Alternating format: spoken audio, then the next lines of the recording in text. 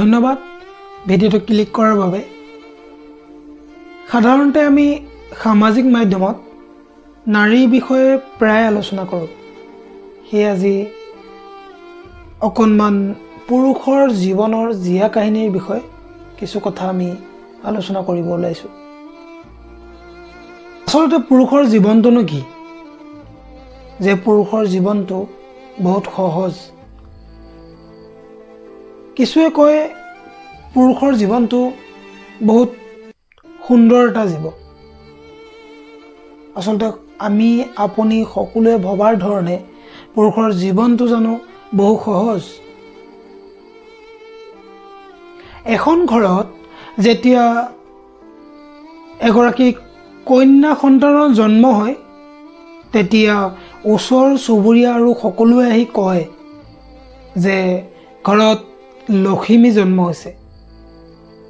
কিন্তু তাৰ বিপৰীতে যেতিয়া এখন ঘৰত এজন পুত্ৰ সন্তানৰ জন্ম হয় তেতিয়া সকলোৱে আহি কয় যে এতিয়া আৰু চিন্তা কৰিব নালাগে, কাৰণ ঘৰত পুত্ৰ সন্তানৰ জন্ম হৈছে।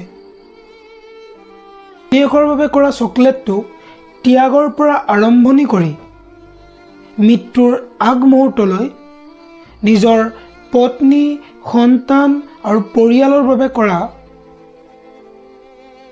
জীৱন ত্যাগৰ নামেই হৈছে যেন পুৰুষ। এজন পুৰুষে প্ৰথমে তেওঁৰ সপোনবোৰ ত্যাগ কৰে নিজৰ পিতৃ মাতৃৰ সুখৰ বাবে। নিজৰ মানিবেগটো খালী কৰি বজাৰ কৰে নিজৰ প্ৰেমিকাক সন্তুষ্ট কৰিবৰ বাবে। গোটেই জীৱন উপাৰ্জন কৰে নিজৰ পত্নী আৰু সন্তান তথা নিজৰ পৰিয়ালটোৰ অকণমান সুখৰ বাবে। পঢ়া শুনা ভালদৰে নকৰিলে কয় যে ল'ৰাৰ জীৱনত ভালদৰে পঢ়িব লাগিব, কাৰণ ভৱিষ্যতত তেওঁ নিজৰ পৰিয়ালৰ দায়িত্বভাৰ গ্ৰহণ কৰিব লাগিব। এজন ল'ৰাই যেতিয়া ভালদৰে পঢ়া শুনা কৰি কৰ্মসংস্থাপন নাপায় তেতিয়া ওচৰ চুবুৰীয়া মানুহে তেওঁক হাঁহে যে ল'ৰাজন ঘৰত বেকাৰ বহি আছে বুলি। ৰেপ, মলেষ্ট, ছেক্সুৱেলি হাৰেষ্ট কৰা লোকসকলক সকলোৱে হাইলাইট কৰে। কিন্তু ৰাতিৰ আন্ধাৰত এগৰাকী মহিলাক স্পৰ্শ নকৰাকৈ ৰাস্তা পাৰ কৰাই দিয়া পুৰুষ আৰু সকলোৰে ঢাল হিচাপে ব্যৱহাৰ হোৱা পুৰুষক কিমানে মনত ৰাখে? ভাই ৰাতি পঢ়া নহ'ল, কাইলৈ পৰীক্ষাত অলপ চাই দিবি, এই বুলি লগৰজনে কোৱাৰ পাছত মনত অকণমানো কুণ্ঠাবোধ নৰখাকৈ পৰীক্ষা একেলগে বহি পাছ ফেইল কৰা জাতিটোৱেই হয়তো পুৰুষ। বিয়াৰ পাছত এজন পুৰুষৰ কেনেকুৱা এটা পৰিস্থিতি হয়?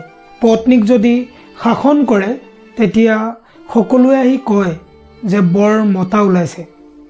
তাৰ বিপৰীতে যদি পত্নীক শাসন কৰা নহয় তেতিয়া মানুহে কয় যে তেওঁ কাপুৰুষ।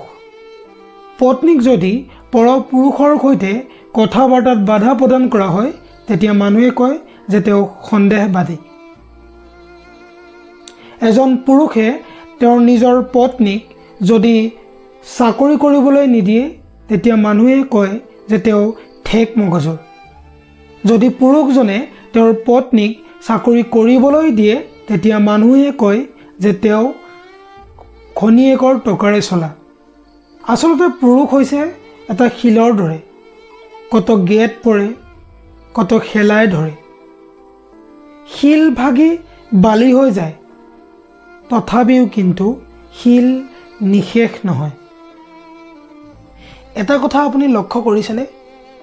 বৰ্তমান সময়ত নাৰী, শিশু আৰু জন্তুবোৰকহে মানুহে কেৱল চৰ্তবিহীনভাৱে মৰম কৰে, কিন্তু এগৰাকী পুৰুষক তেখেতৰ যোগ্যতাৰ ওপৰত ভিত্তি কৰিহে সমাজে সন্মান আৰু মৰম দিয়ে।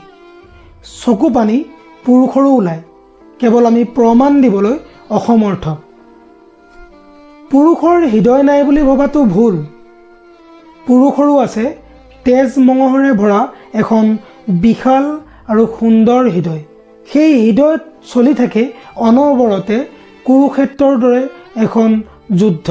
সেইবাবে কঠিন পৰিস্থিতিত পুৰুষসকল মাথো নীৰৱ দৰ্শক হৈ পৰে। পুৰুষৰ জীৱনত অভাৱ বহুত থাকে, কিন্তু তেওঁলোকে কেতিয়াও অভিযোগ নকৰে।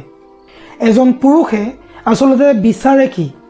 পৰিয়ালৰ পৰা এটি মিঠা হাঁহি, অকণমান সুখ আৰু অলপ সাহস। এইখিনি পালেই তেওঁলোক সন্তুষ্ট লাভ কৰে।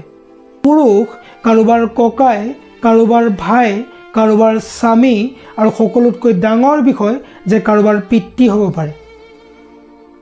যিদৰে আমি প্ৰত্যেকগৰাকী নাৰীক সন্মান কৰাটো আমাৰ সকলোৰে দায়িত্ব, ঠিক তেনেদৰে প্ৰত্যেকজন পুৰুষকেই সন্মান কৰাটো আমাৰ কৰ্তব্য।